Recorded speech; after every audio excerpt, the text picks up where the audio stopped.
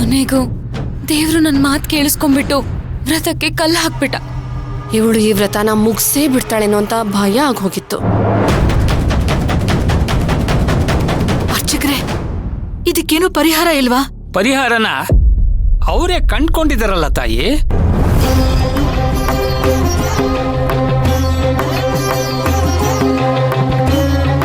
ವ್ರತನ ಅರ್ಧಕ್ಕೆ ನಿಲ್ಸಿದಿದ್ರೆ ಅಪಚಾರ ಆಗ್ತಿತ್ತು.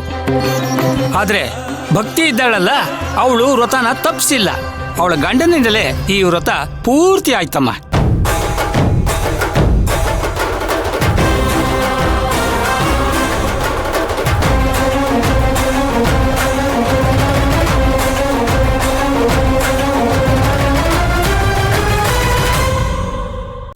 ಇದಕ್ಕೆ ದೈವಾನುಗ್ರಹ ಅನ್ನೋದು.